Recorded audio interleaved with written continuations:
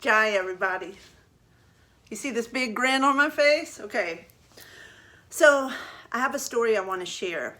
And disclaimer first, I am in no way touting myself as, oh, I'm awesome. I gave somebody in need something, okay?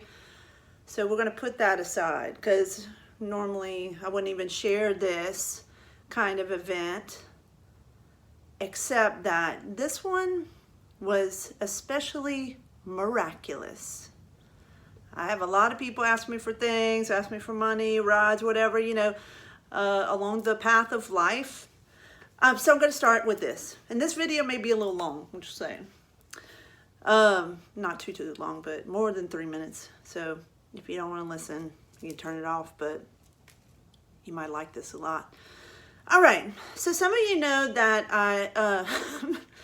I love Krishna Das. I love chanting, I love mantra, and I especially am in love with his Suttara Chalisa. It's a prayer to Hanuman, the monkey-faced god who is behind me, who is a great story. My first love for Hanuman came from teaching his story at LaGrange High School when it was still part of the curriculum, and I so wish it was, the story of Sitaram too, and Hanuman's role in that. And for my Christian friends, they totally resonates with the Christ story. You gotta, go through Christ to get to God. Well, you gotta go through Hanuman to get to Ram. Ram is God. So Hanuman is the one who dances along the path that you can follow, and he opens the gates. So I'm learning the Hanuman Chalisa, which is a really long prayer. Krishna Das sings it so beautifully in all his variations, and I've got a new favorite. So these are the lyrics right here. Every night I've been practicing this Suttara Chalisa in Sanskrit. Still don't have it memorized all the way. I'm relearning. I did at one point, like in 1999, 2000, when I first met Krishna Das, but I've since got to refresh my mind. Okay. So how's this connect with the miracle of the day? So there's this prayer that runs in my head all the time now. In its long variation and its short variation, just say Sitaram even. And I go to sleep last night and I have a dream, and Krishna Das is playing in my dream at an auditorium in Houston. At first there's very few people, and then it fills up. And there's a teaching, and I wake up and I don't quite remember the teaching, exactly what he was saying. However, I remembered upon waking that in his documentary, I heard his words in my head when he tells about his guru, Neem Karoli Baba, Maharaji. Isn't he beautiful? So Maharaji tells him at one point when he was in India, young, he tells him it's time for to go back to the States. He said, what I'm going to do there, serve people. Well, how am I going to serve people? Feed people. And so those of you who know Krishna Das feeds people very much so through being a kirtanwala and feeding people those awesome seed sounds that can grow into big giant oaks. So, okay, I wake up, I remember that, right? Okay. Then I meant to bring my t-shirt back here and show you, but I'll do it, just trust me.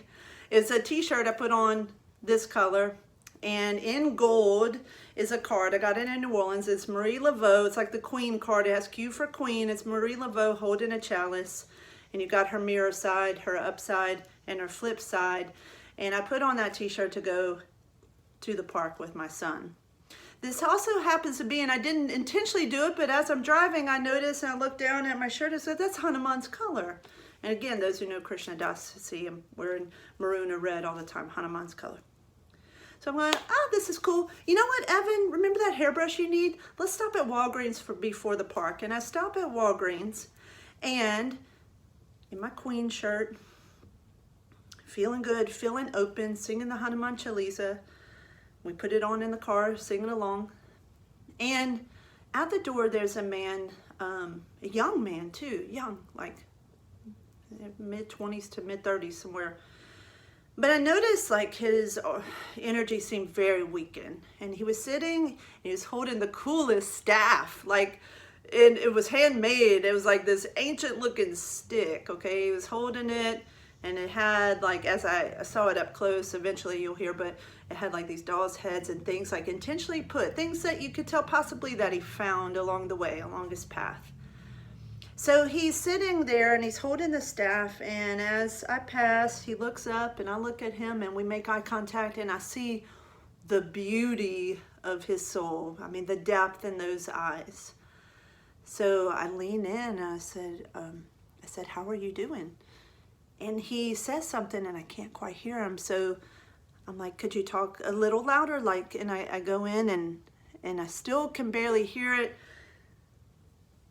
So go in even closer and he says, I'm hungry. He didn't feel I didn't sense fear, but a very weakened state. He said, I'm hungry, and I just need something to eat. And I was like, I got you. I'm gonna go in there. What do you want? So, he lifts his head, and I see him up close now, and his hat is this color. I'm looking at it, and it says King in gold. Remember, I'm wearing a shirt this color, and in gold it says Q for Queen, the Marie Laveau. Hence, Louisiana Voodoo Stick. Here's this man, King, looking at me, and he says, I feel like I need something kind of salty. And I love that, his awareness. And he's like, something like maybe they have lunch meat, some bread, maybe a little something to drink, if that's okay. I was like, we got you. And Evan and I had the most joyful time picking out food for the king. And here we were just chanting to King Rum. The Hanuman walks you along the path to meet. We joyfully picked out, I was like, give him Wonder Bread. What kind of lunch meat? His teeth too looked really bad. So we even considered like maybe that would be too rough on his teeth. But Evan still insisted, saying he wants Doritos. He wants Doritos too. And then we go to check out and Evan picks out a juice for him, cranberry and apple juice, organic. It looks delish. And then he says, we're sitting there paying, and he's like, well, they got cookies, we're like, this is good. He wants some cookies too. And it was such a great joy to go out there and give the king the nourishment that he desired in that moment. And so it's like coming full circle of the power of prayer, the blessing. So when I gave the king his bag, and he said, thank you very graciously. And he didn't go right in and look at his bag. He looked at me and went into humility and started to pray. Like, I couldn't hear him, but he started to move his lips. And he held his staff, and I kept looking back as I walked to the car. We said our goodbyes, and he was still praying, and he was still praying. And Lord God, like, I could feel the blessings, my heart energy twirling, and all of the realizations that, look at this moment. Oh my God, like, I'm wearing the queen shirt, the king, oh my God. I just had an encounter with the Lord. So, synchronicities. Most of you have felt them. Most of you live them often. As I've had my own experiences, and as I meditate more, as I pray more, it just gets richer and richer. It's like wiping the mirror clean. So if anything, I want to inspire you to keep practicing whatever your practice is. Keep it, deepen it. It's so worth it.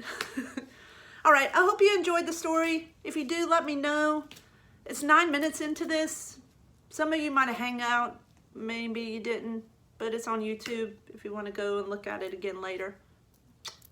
I love y'all so much. Y'all are beautiful. Everyone is so beautiful. Honor your beauty and who you are. Bye.